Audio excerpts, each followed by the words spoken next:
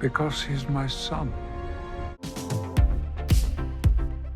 Hey, welcome back to ScreenCrush. I'm Ryan Arey, and this is all of the Easter eggs, references, and secret canon connections in Star Trek Picard, Season 3, Episode 2, Disengage. Obviously, spoilers are going to come at you faster than Picard can say, Engage!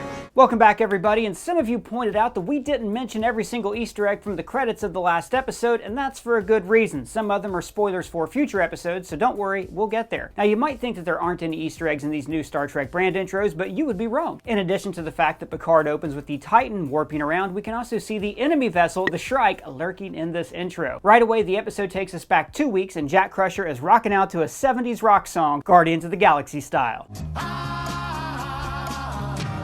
But Jack's song is a 1970s track from a Texas-based band called Baby. The song is called Star Child. Now, if you listen to the full lyrics of this song, it sounds a lot like a child who was born in space. Maybe Jack was? This short flashback also reveals that the SS Ilios is a Mariposa medical vessel. This Easter egg exists as the result of a time paradox. In Picard Season 2, Rios helped Dr. Teresa Ramirez with her 21st century clinic, Clínica Las Mariposas. Because Rios stayed in the past, we later learned that he and Teresa continued their humanitarian aid for the rest of their lives, bringing medical supplies to anyone in need. So, this specific medical group, Mariposa, probably exists because of Jean-Luc's time-traveling adventures in Season 2. It's more like a big ball of wibbly-wobbly, timey-wimey stuff. Jack also meets some Fenris Rangers who 7 of 9 worked for in Picard Seasons 1 and 2, and then tries to bribe them with Romulan ale. The bottle here is just like the one that Bones had in the Wrath of Khan, and we're reminded that it's illegal. Romulan ale should be illegal. Jack also says mon ami, which is French for my friend. This probably should make us wonder if Jack's dad could also be French, even though Picard is a Frenchman who rarely speaks any actual French.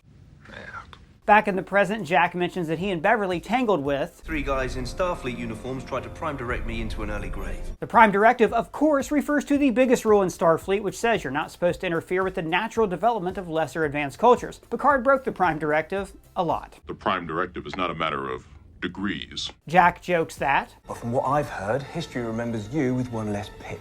Now this is a reference to the little round rank insignia called Pip, which have been part of Star Trek uniforms since the start of the Next Generation back in 1987. 4 pips means you're a captain, more than that, an admiral or higher. Basically, Jack is saying that Picard may have had a career as an admiral and commandant of the Academy, but people only really care about his time as a captain. Maybe a meta-commentary on how fondly we remember the good old days of TNG. A feeling of great joy. Speaking of famous Starfleet officers from Star Trek history, when the Titan shuttle is destroyed, we briefly see the name of the shuttle was Saavik. Now this references Saavik from The Wrath of Khan, The Search for Spock, and The Voyage Home, and also so many comic books and novels, and she was originally played by the late Kirstie Alley.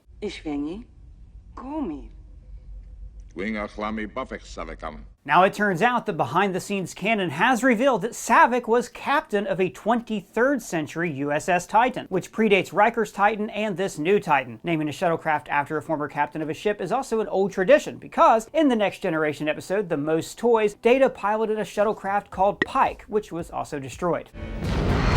Pike, of course, being one of the original captains of the first Enterprise. Hit it. Now this shuttlecraft Easter egg goes even harder though, because the font style of the name Saavik on the shuttle wreckage is the same font style used for the names on the shuttles from the original series and the original series feature films, specifically Kirk's shuttle, the Galileo, and the Final Frontier. Emergency landing plan B. The Titan's history is also on full display in the conference room in this episode, as we see 3 golden models of the ships on the wall. These are the 23rd century Titan, captained by Saavik, the 24th century Titan, captained by Riker, and the current Titan, captained by Liam Shaw. Over on the Ilios, Riker is going full Han Solo, saying, Hey kid, throw me one of those plasma charges. Enemy transport counter. Throw me another charge.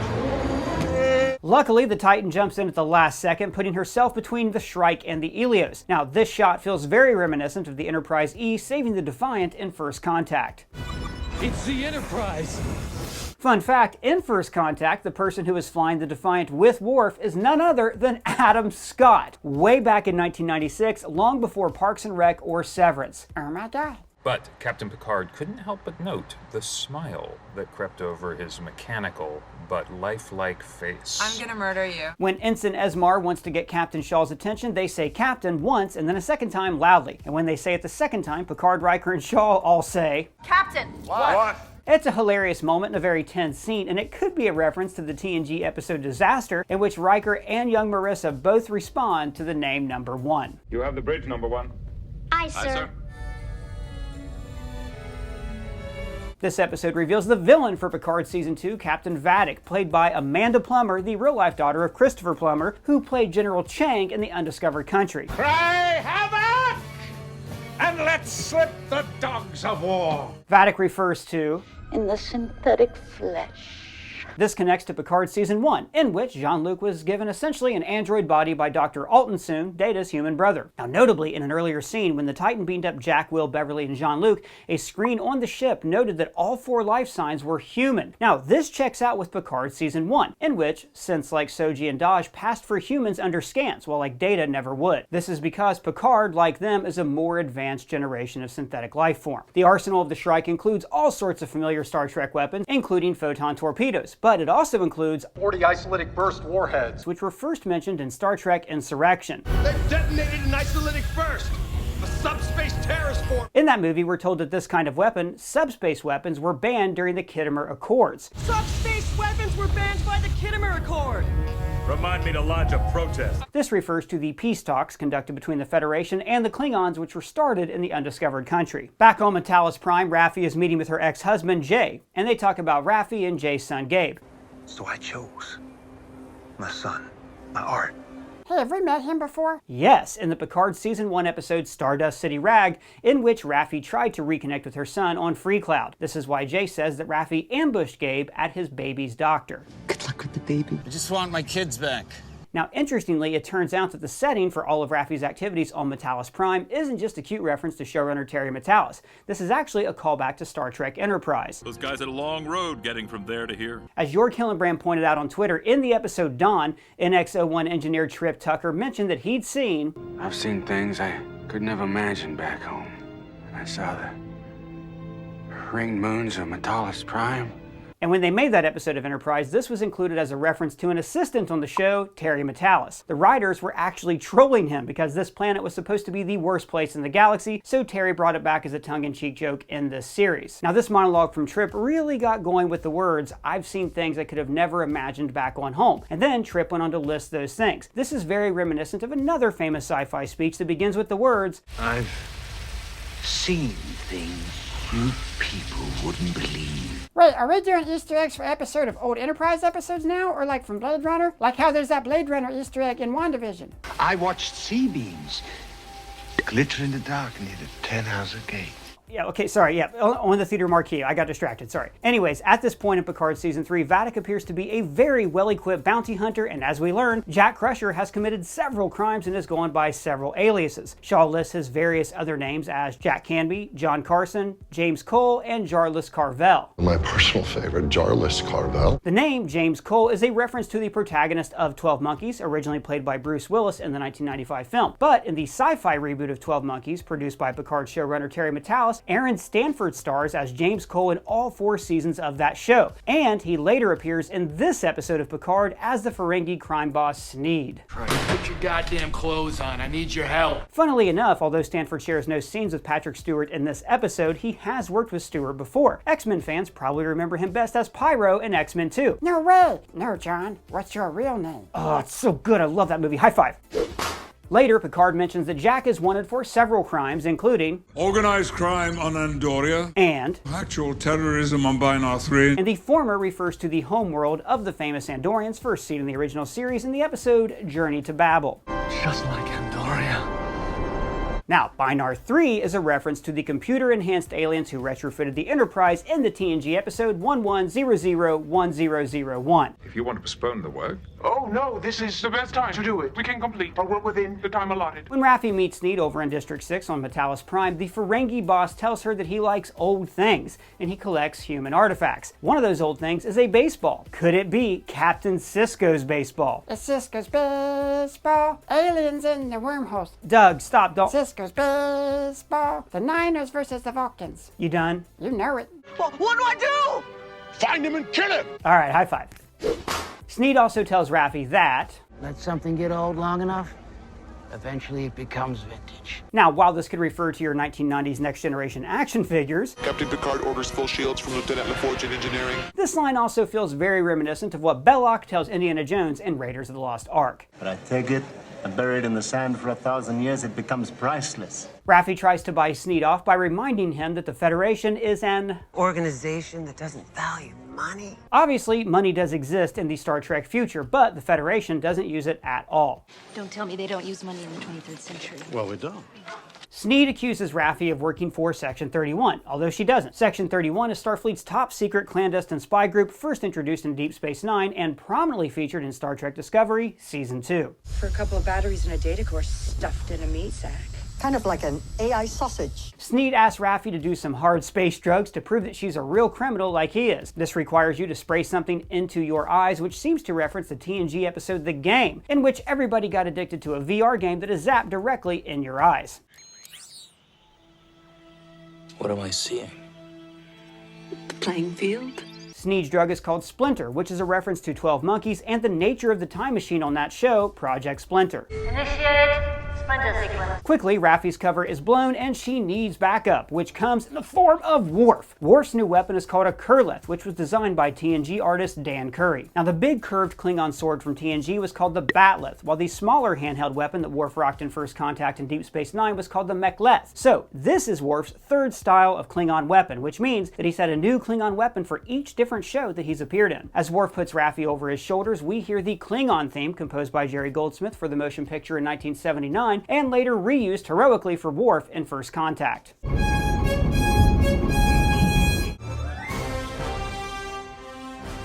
Now, by our count, Worf's appearance in this episode marks Michael Dorn's 276th appearance in a Star Trek episode or movie in which he appeared as a character named Worf. Previously, Worf appeared in 174 episodes of The Next Generation, 96 episodes of Deep Space Nine, and 5 movies: Generations, First Contact, Insurrection, Nemesis, and The Undiscovered Country. The last of which, Michael Dorn played his own ancestor, Colonel Worf, the Klingon lawyer who defends Kirk and Bones. Objection! Although Jonathan Frakes holds the record for appearing in the most different iterations of Star Trek as various versions of Riker, from TNG to DS9 to Voyager, Enterprise, Lower Decks, 4 movies, and now 2 seasons of Picard, Dorn's Worf reigns supreme as the recurring Star Trek character you're most likely to find in a random Star Trek episode or movie. The numbers don't lie, guys. If you're looking for the character mode of Star Trek, it's Worf. Speaking of numbers, back on the Titan, things are getting tense, and Vadic has decided that the crew is out of time. They have to hand over Jack Crusher to her now, which makes Jack kind of like the Genesis device in the Wrath of Khan. Then again, Khan gave Kirk and Spock 60 seconds, and Vadic gave the Titan an entire hour. Take your time. I give you 60 seconds, Admiral. After confirming what we've known all along, that Jack Crusher is Jean-Luc and Beverly's son, and that Beverly's your mom, Picard manages to take de facto command of the Titan on Admiral's orders. When he tells the Titan to fire photon torpedoes, he says, "Engage!" And we've seen Picard say engage like this many times. Engage. Engage. Engage. Engage. Engage. Yeah, I don't know, it just keeps playing the Engage clips over and over. I don't really like it, it's kind of getting on my nerves. Engage. Engage. Engage. Engage. Hey, that's enough. Engage. As the Shrike heads into the nebula, we hear a kind of blaster beam sound effect, very reminiscent of V'ger from the motion picture.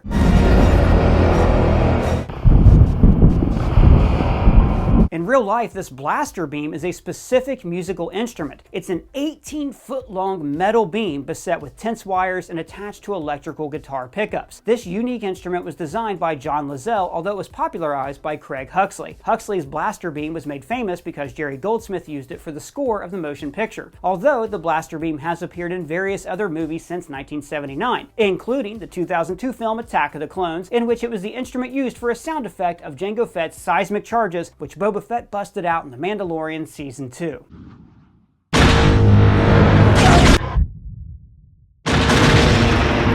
But just in case you didn't believe that Star Trek created everything cool, the guy who built the blaster beam that was used in the motion picture, the guy we mentioned just a second ago, Craig Huxley, got his start in show business as, that's right, playing a kid named Tommy Starnes in the classic episode And the Children Shall Lead, but more famously also playing Captain Kirk's young nephew Peter Kirk in the classic episode Operation Annihilate. The boy is unconscious, but he's still alive.